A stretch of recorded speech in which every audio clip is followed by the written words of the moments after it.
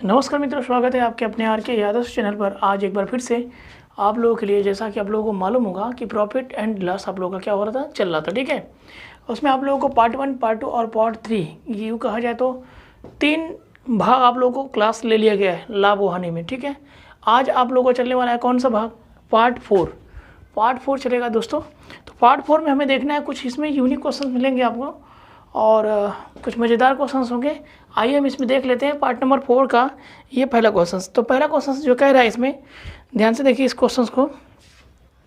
पहला क्वेश्चन में, यदि किसी वस्तु को बेचने से प्राप्त लाभ प्रतिशत संख्यात्मक रूप से रुपयों में इसके क्रय मूल्य के क्या हो, बराबर हो, तथा उसका विक्रय मूल्य कितना 39 रुपये हो, तो उसका क्रय मूल्य बताइए। मतलब अगर इसके कहने का मतलब ये है कि जब किसी वस्तु को बेचने से जितना प्राप्त लाभ हो रहा है उतना ही उसका क्रय मूल्य भी होना चाहिए।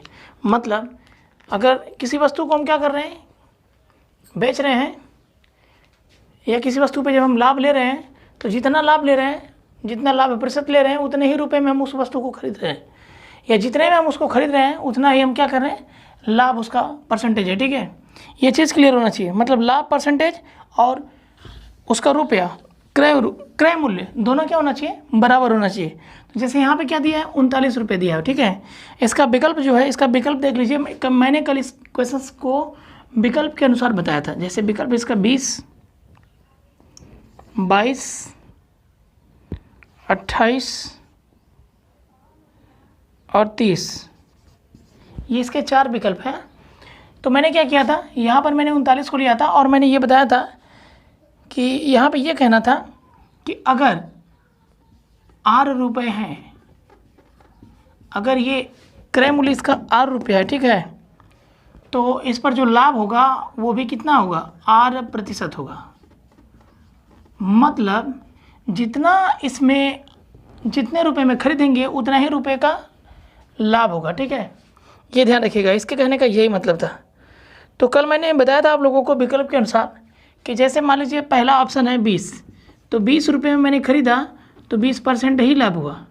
तो 20 का 20% कितना होता है, 20 का 20% 00 से कट जाएगा, मतलब 4। तो ये चीज़ ध्यान रखिएगा कि 20 में जोड़ेंगे 20 का 20%, तो 20 का 20% परसेंटेज 00 ख़त्म, कितना हुआ 4।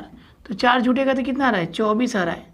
और जबकि 24 यहाँ 39 है, 39 रहता तो 20 वाला सही रहता, नहीं है। 22 दशमलव में आएगा, 28 को छोड़िए, वेटिंग में 30 को देख लेते हैं। 30 रुपये में खरीदूंगा तो 30% लाभ भी होगा।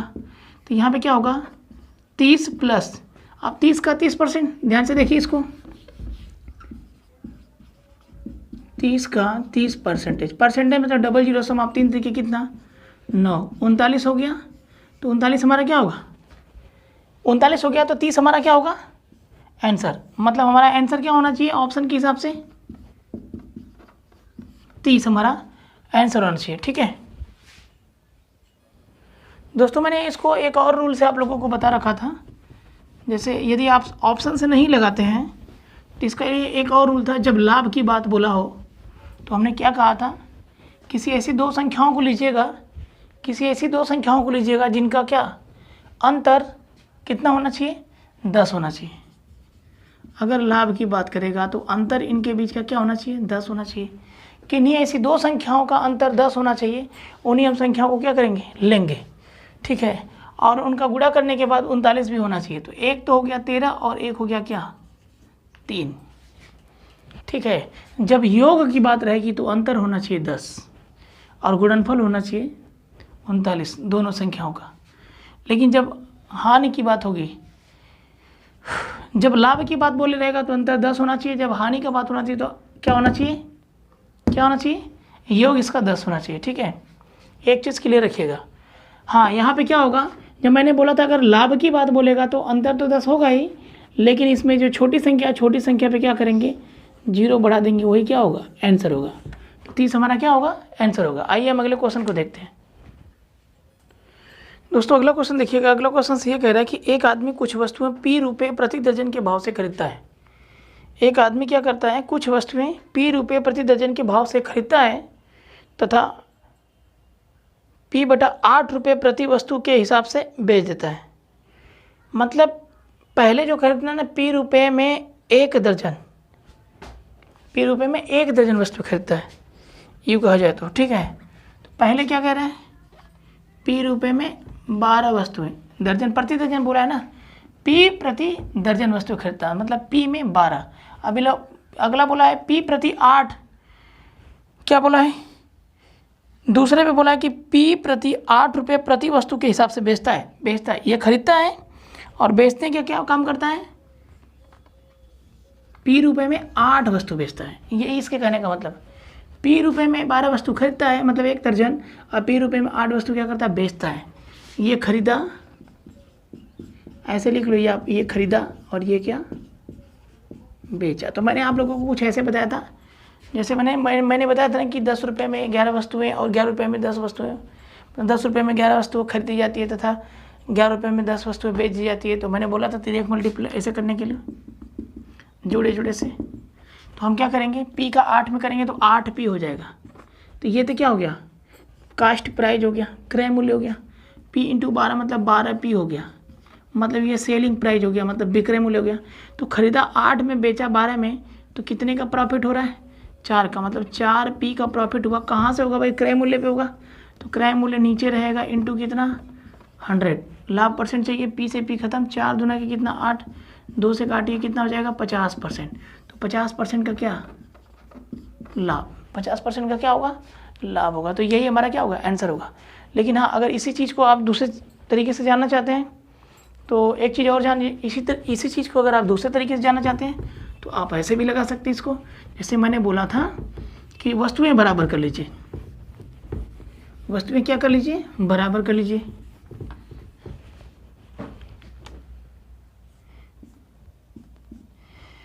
इसमें क्या करिए, 8 का गुणा कर दीजिए और इसमें क्या करिए, 12 का गुणा कर दीजिए। अब ये क्या है, ये तो रुपए हैं और ये क्या है, वस्तुएं हैं। ये रुपए हैं और ये क्या है, वस्तुएं हैं। आप क्या करिए, 8 पी और 12 बटे 96, मतलब 8 रुपये में 96 वस्तु खरीदा, ये खरीदने वाला है। अब बेचने वाला क्या है, 12 पी 12 बटे 96। तो देखिए 8 पी में भी 96 वस्तु खरीदा है और 12 पी में भी 96 वस्तु बेचा है, तो वस्तुएं बराबर हो गई। आप क्या करेंगे, यहाँ से देखिए 8 से 12 पहुँचने में, 8 से 12 पहुँच गया तो कितने का प्रॉफिट हुआ, कितने का प्रॉफिट हुआ, 4 पी का प्रॉफिट हुआ। अब किस पे होगा, क्रय मूल्य पे होगा। 8 पी इंटू कितना, पी से पी खत्म, 4 दूना के 8, 2 से काटेंगे तो 50, मतलब 50% का क्या प्रॉफिट होगी, लाभ। तो ये क्या होगा, आंसर होगा। ठीक है, आइए हम अगले क्वेश्चन पे चलते हैं। अगला क्वेश्चन देखिए दोस्तों, अगला क्वेश्चन देखिएगा। अगला क्वेश्चन भी यूनिक क्वेश्चन से काफ़ी एग्जाम में पूछे जाते हैं। यदि 1 रुपये में 4 की दर से केले खरीदे जाएं, यदि 1 रुपये में कितने 4 की दर से केले खरीदे जाएं तो 1 रुपये में कितने केले बेचे जाएं कि 33/1/3% का क्या हो, लाभ हो। तो ध्यान से देखिएगा, यदि 1 रुपये में क्या, यदि 1 रुपये में 4 की दर से क्या केले खरीदे जाएं, ठीक है। तो ये ध्यान रखिएगा कि बोला है कि 1 रुपये में कितने केले बेचे जाएं कि 33/1/3% का लाभ हो। तो 33 सही 1/3% को मैंने बताया था, इसको डायरेक्ट आप लिख सकते हैं 1/3, मतलब 3 पर लाभ होगा 4 का, 1 बढ़ेगा। ठीक है, तो मैंने बताया था रुपया, अगर ज़्यादा करना है तो रुपया ज़्यादा लेंगे तो लाभ होगा, और वस्तु कम देंगे, वस्तु में कम देंगे तो लाभ होगा। ये ध्यान रहे, यहाँ वस्तु की बात किया है तो ये ध्यान रखिएगा कि ज़्यादा नहीं करेंगे, वस्तु में क्या करेंगे। मैंने बताया था एक चीज़ आप लोगों को, एक थ्योरी टाइप कि वस्तु में क्या करना है, कम लेना है। तो हम क्या करेंगे, अब 1 रुपये में देखेंगे कितनी वस्तु क्या करना पड़ रहा है, बेचना पड़ेगा। 1 रुपये में हम क्या करेंगे, 4 इंटू, देखिए अगर रुपये की बात रहती तो हम 4 को ऊपर करते, 3 को नीचे, लेकिन वस्तु की बात है तो हम क्या करेंगे, 3 को ऊपर करेंगे, 4 को नीचे, 3/4 खत्म। 1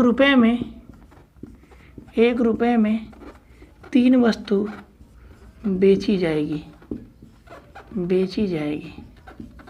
3 क्या होगा, आंसर होगा। यदि ये चीज़ समझ में नहीं आई है तो आप इसे दूसरी विधि से भी लगा सकते हैं।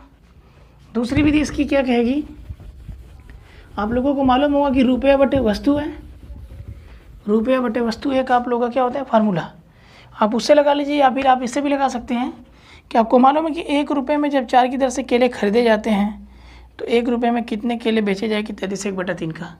मतलब खरीदेंगे तो आपको मालूम है कि 100% दाम पे करते हैं, तो 100% जब दाम पे करते हैं तो 1 रुपये में कितने, 1 रुपये में कितने की दर से केले खरीदे जाते हैं, 4 की दर से।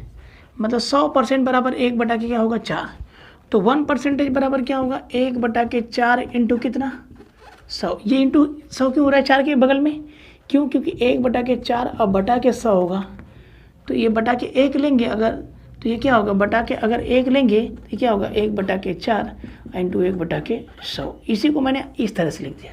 कोई दिक्कत तो नहीं होनी चाहिए, ठीक है। तो अब बोला है कि 1 रुपये में कितने केले बेचे जाएंगे 33/3% का लाभ हो जाए। तो 1 रुपये में कितने केले बेचे जाएंगे 33/3% का लाभ हो जाए। मैंने बोला अगर लाभ बोले तो 100 से डायरेक्ट बढ़ा दीजिए, तो 33 सही 1/3% को पहले तो आप क्लियर कर लीजिए। 33 से 99 100, 100 बटा के कितना 3%, ठीक है। तो 100 बटा के 3% बढ़ेगा 100 में, तो 100 प्लस 100 बटा के कितना 3% बढ़ेगा, तो ये 300, 301 400, 400 बटा के 3% बढ़ेगा, ठीक है। 400 हो जाएगा आपका कितना 400 बटा के 3%, तो 400 बटा के 3% पर इसका विक्रय मूल्य निकाल लीजिए। 1/4 इंटू कितना 100 इंटू बीच में रहेगा, इसी पर लगाना है, तो क्या होगा 400 बटा के कितना 3। अब देखिए 00 से 00 खत्म, 4 से 4 खत्म, 1/3 बचा, तो 1/3 बचा, तो इसका मतलब क्या 1 रुपये में 3 वस्तु क्या होगी बेची जाएगी, 3 क्या होगा आंसर होगा। क्लियर है डेटा एकदम। चलिए हम अगले क्वेश्चन पे चलते हैं। अगला क्वेश्चन देखिए दोस्तों, अगला क्वेश्चन देखिएगा। अगला क्वेश्चन ये कह रहा है अगले क्वेश्चन में ये कह रहा है आप लोगों का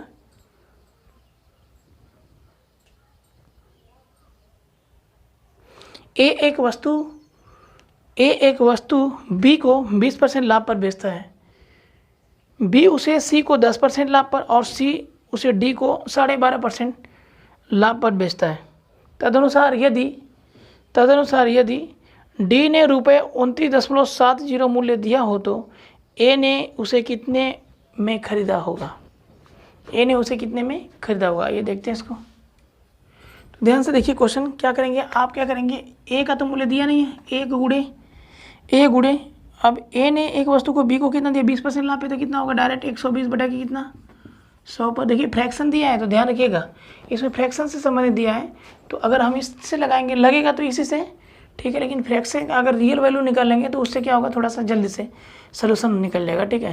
लेकिन अगर फ्रैक्शन दिया हुआ है, इसमें क्या दिया फ्रैक्शन टाइप दिया है ना 12 से 1/2%, तो अगर इससे लगाएंगे तो थोड़ा सा ये कटने में दिक्कत करेगा, कोई दिक्कत नहीं।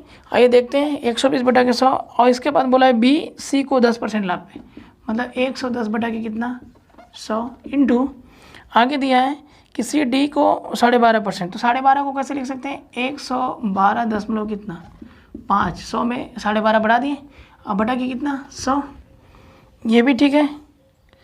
अब यहाँ पे आइए इस तरह से कितना हुआ 29.70, ये किसका काम है 29.70, डी ने इतना रुपए दिए कितना 29.70। अब देखिए 20 छक्का 120, 20 बचे कितना 100, शून्य से शून्य घटा, एक शून्य हटा दीजिए तो नीचे एक शून्य बढ़ जाएगा, मतलब दशमलव हटा दीजिए तो नीचे एक शून्य क्या हो जाएगा बढ़ जाएगा। अब आइए हम देखते हैं इसको भी। अब हम क्या करेंगे एक काम कर लेते हैं कि ए बराबर 29.70 इंटू ये क्या है 5, ये क्या है 10, ये क्या है 1000, ठीक है, बटा के ये सभी चीज़ें तो एक के साथ गुणा हो जाएगा तो भाग हो जाएगा 6 गुणे 11 गुणे 11 25। आप क्या करिए अब यहाँ से आप ये कह सकते हैं इस दशमलव को हटाइए तो 00 क्या करिए बढ़ा दीजिए कहीं, तो देखिए 1 2 0 1 2 0 समाप्त कट गया। अब ये 29 70 हो गया, ऐसे काटिए 2 पाँचे 10, 2 3 6, 3 9 27, फिर 3 9 27, 990 हो गया। 11 9 99, 90 हो गया। अब नीचे कुछ बचा है, 11 25 बच रहा है, ये ध्यान रखिएगा। तो आप काटिए ऐसे, 5 एकम 5, 5 दूना के 10, 5 दूना के 10, अब 5 बचे कितना 25, 5 चौक को 20, अब 5 बचे कितना 25। ये तो यहाँ से भी ये क्लियर है, बिल्कुल क्लियर है। अब देखिए 45 दूना के कितना 90, यहाँ देखिए 10 बचा हुआ है, 10 बचा हुआ है, 2 गुणे 10 मतलब 2 गुणे 10 बराबर कितना 20। तो यही हमारा क्या होगा आंसर होगा, यही हमारा क्या होगा आंसर होगा। अब हम ये देखेंगे कि जो 12.5% ऐसे फ्रैक्शंस दिए हैं, जैसे मैं आप लोगों को कभी बताया होगा कि आप ऐसे देख लेते हैं अभी आगे, जैसे ये मैंने फ्रैक्शन कभी आप लोगों को बताया होगा कि 20% को आप लिख सकते हैं क्या 1/5, 25% को आप लिख सकते हैं 25 से कम 25, 25 चौको 100, 1/4। आप 33 सही 1/3% को लिख सकते हैं क्या 1/3। आप लिख सकते हैं 11 सही 1/9% को लिख सकते हैं क्या 1/9। आप लिख सकते हैं 9 सही 1/11% को लिख सकते हैं 1/11। आप लिख सकते हैं 14 सही 2/7% को कितना 1/7। आप लिख सकते हैं 12% को कितना 12.5% को कितना लिख सकते हैं 12.5%, 12 दूना के 24, 1 25 मतलब 1/8 लिख सकते हैं। इन चीज़ों से भी अगर आप लगाएं तो क्वेश्चन क्या होगा लग जाएगा। तो ए ने बी को कितने में दिया, ध्यान से देखिए, ए एक वस्तु को बी को 20% लाभ पे दिया है। तो अगर देखिए ये ध्यान से देखिए, अगर लाभ 20% लाभ पे दिया तो हम क्या कह सकते हैं इसको 5 से 1 बढ़ गया तो 6, तो हम इसको लिख सकते हैं 6/5। तो a इंटू क्या 6/5। इसके बाद बोला है क्वेश्चन में कि बी सी को 10% लाभ पे, तो 10% लाभ पे बोला है, तो अगर 10% लाभ को हम लिखेंगे तो कितना 1/10 लिखेंगे। तो क्या लिखेंगे हम 10 पर 1 की वृद्धि मतलब 11, तो ये होगा 11/10, तो 11/के कितना हो जाएगा 10 इंटू आगे दिया है कि सी डी को 12.5% लाभ, 12.5% मतलब 1/8 है।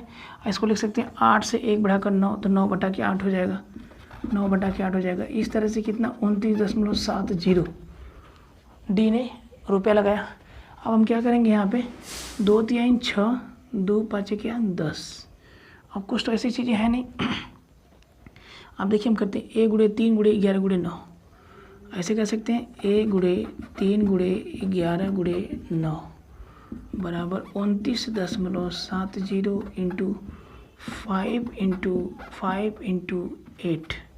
आप कह सकते हैं ए बराबर 29.70 इंटू 5 इंटू 5 इंटू 8 बटा क्या होगा 3 इंटू 11 इंटू 9।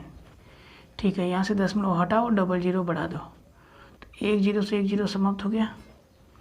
ठीक है, अब आप कर सकते हैं 3 9 27, 3 9 27, 11 9 99, 9 से काटिए इसको हो गया 10, 2 से काटिए 4, 2 से काटिए 5, 5 से 5 खत्म, 4 बचे कितना 20।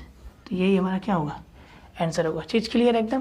तो फ्रैक्शंस के भी नियम से लगाएंगे तो आंसर थोड़ा सा जल्दी आने की संभावना है। ठीक है, आइए हम अगले क्वेश्चन को देखते हैं। अगला क्वेश्चन देखिए तो दोस्तों, अगला क्वेश्चन देखिएगा। अगला क्वेश्चन भी बेहतरीन क्वेश्चन है। सोल्यूशन थोड़ा सा मैं आप लोगों को पूरे यूट्यूब के सोल्यूशन से थोड़ा सा अलग देना चाहूँगा, नहीं तो समझ में आप लोगों को नहीं आएगा। ध्यान से देखिए, एक विक्रेता 14 रुपये के 5 के भाव से नींबू बेचता है। हाँ, बोला जिससे उसे 40% का क्या होता है लाभ होता है। उसने 1 दर्जन नींबू कितने में खरीदे थे। हाँ, तो इसे अगर ध्यान से समझना है तो एक सोल्यूशन देखिए और उसमें आप समझ सकते हैं। ठीक है, बोला है कि 14 रुपये के 5 के भाव से नींबू खरीदता। आप जानते हैं ना, एक चीज़ सुने हैं ना, रुपया बटे वस्तु बटे 100 प्लस माइनस लाभ हानि बराबर रुपया बटे वस्तु 100 प्लस माइनस लाभ हानि, ऐसे नाम सुने हैं। या फिर आप ऐसे लगाइए कि जब 14 रुपये में क्या किया था 5 नींबू क्या किया, 14 रुपये में 5 नींबू क्या किया खरीदा, भाव से बेचा। जब 14 रुपये में 5 नींबू बेचा तो सबसे पहले, अब इसके बाद हम खरीद मूल्य क्रय मूल्य तो पता करना पड़ेगा, नहीं तो हम क्या करेंगे, हम निकाल नहीं पाएंगे। तो खरीदेंगे कितने में 14। आपको ये मालूम है आपको ये मालूम है कि ये आपका 100 और ये आपका 140, ठीक है। 40% का लाभ क्या करता है, 40% का लाभ होता है कब, ये क्या हो गया आपका कास्ट प्राइस हो गया, तो ये आपका सेलिंग प्राइस हो गई। तो आपको कास्ट प्राइस निकालनी है तो कास्ट प्राइस ऊपर होना चाहिए। तो 14 में आप क्या करेंगे, 100 का गुणा कर देंगे, नीचे क्या हो जाएगा 140, इसमें आप 5 नींबू लेते हैं। तो ये देखिए 14 से 14 10 और ये हुआ 10, मतलब हम कह सकते हैं कि 10 रुपये में कितना नींबू, 5 नींबू। 10 रुपये में 5 नींबू आते हैं। 10 रुपये में कितने नींबू आते हैं, 5 नींबू आते हैं। तब एक नींबू का मूल्य कितना होगा, जब 10 रुपये में 5 नींबू आते हैं, 10 रुपये में कितने 5 नींबू आते हैं, तो एक नींबू का मूल्य निकालने के लिए हम क्या करेंगे, 10 में 5 से हम क्या करेंगे भाग देंगे, 5 दूना के 10, 2 नींबू। 1 रुपये में 2 नींबू होगा, ठीक है।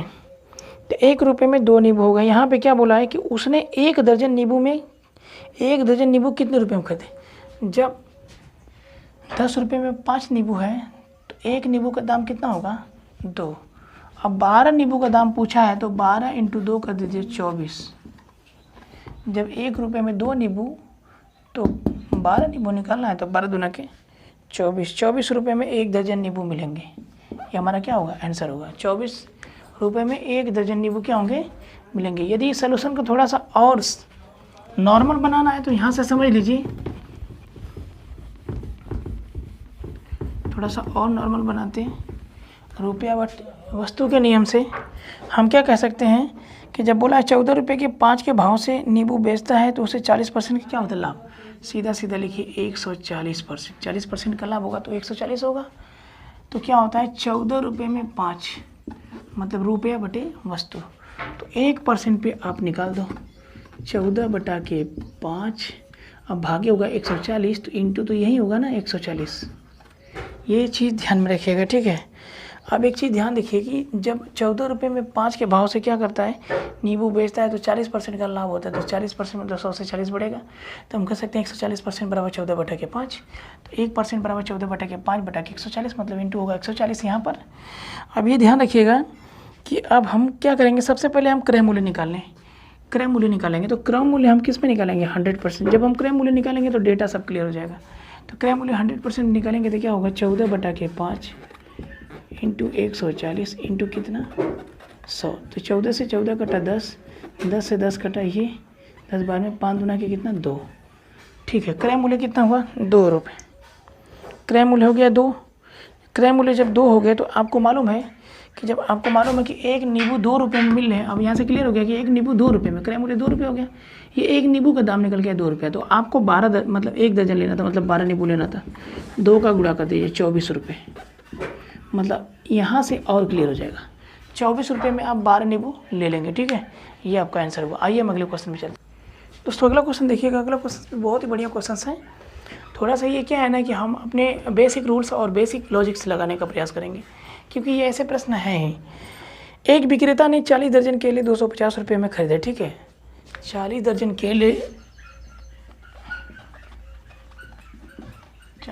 केला खरीदने में कितना लगेगा 250 रुपये, ठीक है।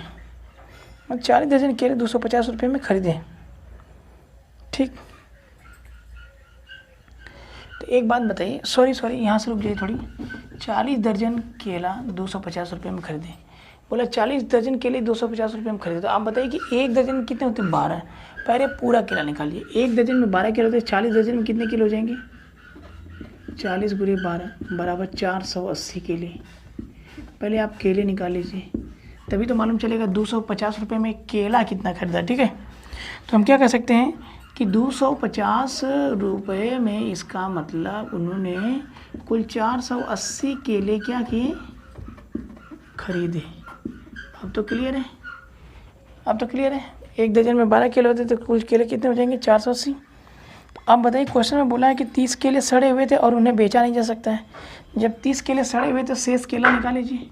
शेष मतलब सड़े हुए को निकाल दीजिए। 480 में से 30 केला निकालिए तो बचेगा कितना 450 केले। 450 केले बचे। 450 केले क्या हुए ये बचे। यहाँ तक ये भी क्लियर है, ठीक। अब एक काम और करेंगे आप, उसे शेष केलों को प्रति दर्जन किस दर से बेचना चाहिए, जिससे उसे शेष केले को किस दर से बेचना चाहिए जिससे 20% का क्या हो, लाभ हो। ठीक है, तो हम क्या करेंगे, अब ये ध्यान में रखिएगा। अब आप लोगों को मालूम होगा कि जो 250 रुपये हैं, ये 250 रुपये में अगर 480 केले बेच रहे थे, मतलब खरीद रहे थे, तो क्या किया था, अब ये ध्यान रखिएगा, खरीद रहा है तो आपको बेच मूल्य भी पता करना पड़ेगा, मतलब खरीदा तो एक बार बेचेगा, तभी तो पता चलेगा कि 20% का लाभ कैसे हुआ। तो आपको मालूम है 30 केले सड़े हुए निकल गए, तो कितने बचे, 450 केले बचे।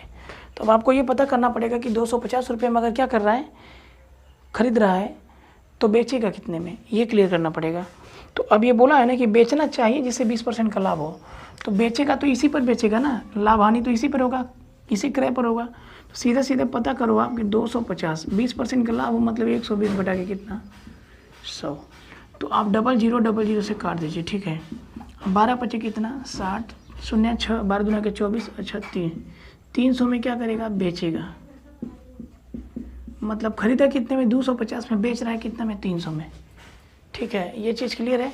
मतलब क्या हुआ, हम क्या करेंगे, रुपया बटे वस्तु के हिसाब से हम क्या करेंगे, रुपया कितना मिल गया, अब 300 रुपये मिल गए, खरीदा इतने में था, बेचा इतने में, तभी तो 20% का लाभ हुआ। अब हम क्या करेंगे, रुपया बटे वस्तु के नियम से निकाल देंगे, 300 रुपया बटे वस्तु कितना भाई, 450 ही केला बचा है ना, 450 केले से आप डिवाइड कर दीजिए। लेकिन प्रत्येक दर्जन में भाव पूछा है, एक का नहीं दर्जन में पूछा है, तो 12 से भाग करेंगे। ठीक है, तो ये क्या होगा, ये क्या होगा, 300 इंटू 12 ऊपर हो जाएगा, अब बटा के कितना, 450, 1 शून्य से 1 शून्य खत्म, 5 छः के 30, 5 9 45, 3 चौक को 12, 3 तिरिक के 9 और 3 दूना के 6, 4 दूना के कितना, 8। तो प्रति दर्जन, ये ध्यान रखिएगा, प्रति दर्जन कितना, प्रति दर्जन भाव 8 रुपये होंगे, प्रति दर्जन भाव कितना होगा, 8 रुपये होगा।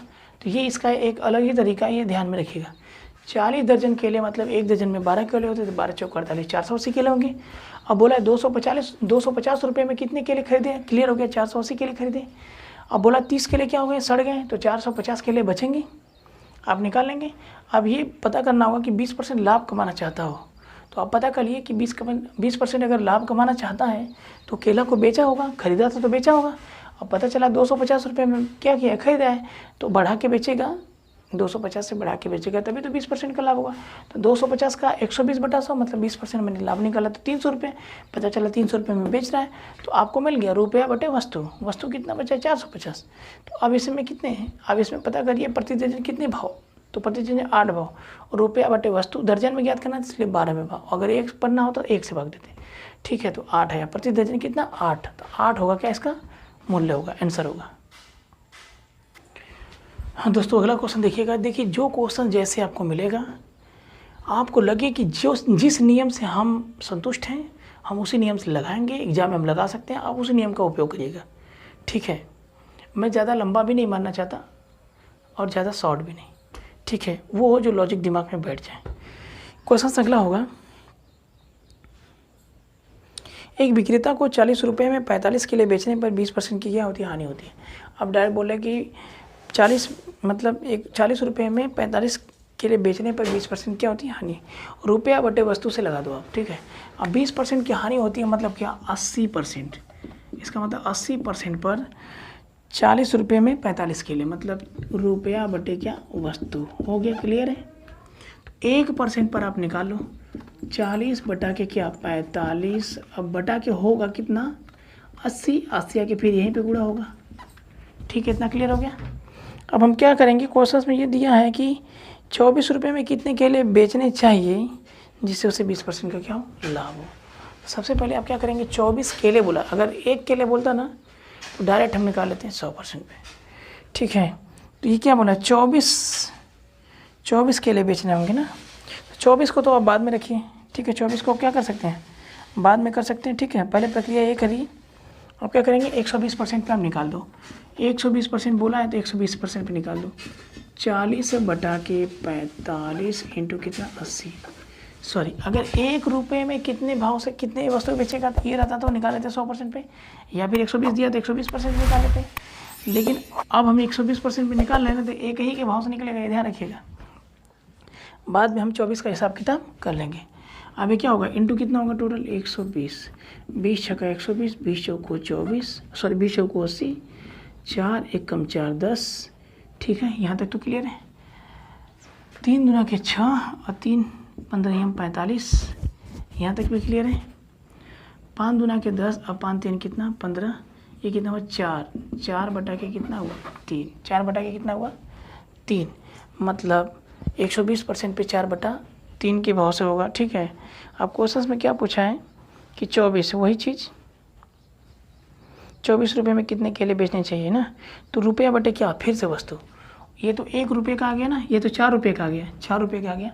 अगर कट के होता 1 रुपये तो 1 रुपये का हो जाता, लेकिन यहाँ पे क्या करेंगे, हम क्वेश्चन में बोला है 24 रुपये के हिसाब से ना, तो हम क्या करेंगे, रुपया बटे वस्तु, मतलब 24 बटा के कितना 4 बटा के कितना 3, दिख रहा है, ये क्या होगा 24 इंटू 3 बटा के 4, 4 छक्का 24, 6 3 18, यही 18 क्या होगा हमारा आंसर होगा, ये 18 क्या होगा। अब इससे शॉर्ट सोल्यूशन आपको मिलेगा भी नहीं। ठीक है, इससे शॉर्ट सोल्यूशन नहीं मिलेगा। कितने, अब आपको मालूम हो गया कि 24 रुपये में कितने केले बेचेंगे, 18 केले बेचेंगे। 24 केले में बेचेगा 18 केले। आइए हम अगले क्वेश्चन को देखते हैं। अगला क्वेश्चन देखिए। तो आइए दोस्तों, आज के क्लास का ये लास्ट क्वेश्चन है और बहुत ही बेहतरीन क्वेश्चन है। देखिए इस क्वेश्चन को देख लेते हैं। बोला एक व्यक्ति 3 गायें तथा 8 बकरियां 47,200 रुपये में खरीदता है। ठीक है, 3 गायें मतलब 3 काऊ प्लस 4 गोट कितने में खरीदता है, 47,200 रुपये में खरीदता है। ठीक है, फिर आगे बोला है कि यदि उसने 8 गाय तथा 3 बकरियां खरीदी होती तो उसे रुपये 53,000 और देने होते। ठीक है, तो आप कुछ मत, यहाँ डेटा यहाँ क्लियर है, सीधा करेंगे 8 काऊ और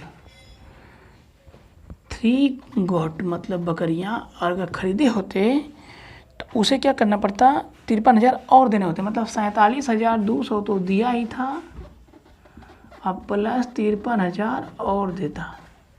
ठीक है, तो इस तरह से इसका कितना हो जाता, 0 0 2 7 3 10 5 9 10, मतलब 1,02,000 रुपये हो जाते। क्लियर है डेटा। अब क्या करना पड़ेगा, बोला है कि एक गाय का क्रय मूल्य कितना है, तदनुसार एक गाय का क्रय मूल्य कितना है। तो यहाँ पर देखिए आप लोगों को क्या करना पड़ेगा, मैंने बताया था, या तो यहाँ पे गाय को या तो यहाँ बकरी को बराबर करना पड़ेगा। जब गाय या बकरी को बराबर कर लेंगे तब क्वेश्चंस का सलूशन आसानी से निकल जाएंगे। ठीक है, तो हम क्या करेंगे, यहाँ पर क्लियर कर लीजिए। तो हम क्या करेंगे, अगर हमें गाय या बकरी को बराबर करना पड़ेगा तो हम क्या करेंगे, इसमें हम कर देंगे 8 का गुणा और इसमें हम कर देंगे किसका 3 का गुणा। 8 तरीके कितना 24 गाय प्लस 8 चौको कितना 32 बकरी, और ये होगा 0 0 8 दूना 16 को 6 हासिल 1, 8 7 56, 1 57 को 7, 5 8 चौको 32, 5 37, 3 7 7 6 0 0, ये हो गया।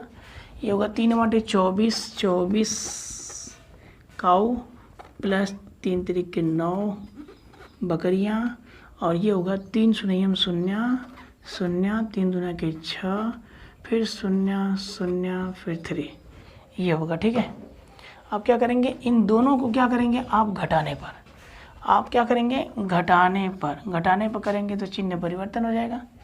ठीक है, चिन्ह क्या हो जाएगा परिवर्तन हो जाएगा। तो ये कटा। अब ये देखिए यहाँ पर कुछ गड़बड़ हुआ क्या दोस्तों, यहाँ पर देखिए क्वेश्चन थोड़ा सा गड़बड़ लिखा गया है। यहाँ पर 8 बकरियाँ हैं, एक बार और देख लेते हैं। 8 बकरियाँ, ठीक है, यहाँ पर 3 बकरियाँ, यहाँ सही है। 8 बटे कितना होगा 64 होगा, कितना होगा 64 बकरियाँ होगा। 64 में से 9 गया, कितना बचेगा 55 गोट, 55 क्या बकरियाँ, ये बराबर कितना होगा, यहाँ से 37 मतलब 3,77,600 में से 3,06,000 घटाएंगे तो 600 तो ख़त्म और 3 लाख भी ख़त्म, 77,000 बचेगा। ये बचना चाहिए, ठीक है। 77 मतलब 1 शून्य। और अब यहाँ 1 गोट बराबर कितना होगा? 77,000 अब बटा के कितना? 55। तो 11 7 77, 11 5 55, 5 कम 5, अब 5 चौको 20, 1400। एक बकरी कितने का? 1400 का आ गया। हाँ, एक बकरी का मूल्य। अब आपको इतनी जानकारी हो गई कि एक बकरी का मूल्य कितना? 1400 रुपया हो गया। अब यह ना किसी एक समीकरण में रख दीजिए, ऊपर वाले में रख दीजिए। तो रखेंगे तो क्या होगा? 3 काऊ और प्लस 14 8 112, 8 चौको 32, 8 1 9 10 11, 112, डबल जीरो बढ़ गया। ये क्या हो गई? गाय। और ये होगा आपका कितना? 47200, यही होगा। हाँ, तो ये तो ख़त्म, ये तो ख़त्म ना। आपने गाय का तो यहाँ पे रख दिया ना, तो ख़त्म। तो 3 काउस बराबर क्या होगा? और 47200 में से 11,200 घटाएंगे तो कितना होगा? 0 0 0 6 3 36,000 होगा। तो हम क्या करेंगे? 3 काऊ बराबर कितना हो जाएगा? 36,000 हो जाएगा। तो 1 काऊ बराबर कितना होगा? 3 1 कम 3 3 गुना के 6, 12,000 होगा। तो एक गाय का दाम कितना होगा? 12,000 रुपये होंगे। एक गाय का दाम कितना होगा? 12,000 रुपये होंगे। बिल्कुल आपको समझ में आ रहा होगा कि एक गाय का दाम कितना होगा? 12,000। तो इस तरह से दोस्तों आज की भी टॉपिक कंप्लीट कर दी गई। अब हम अगला क्लास लेने के लिए हम अब अगले दिन मिलेंगे। तब तक के लिए जय हिंद, जय भारत दोस्तों।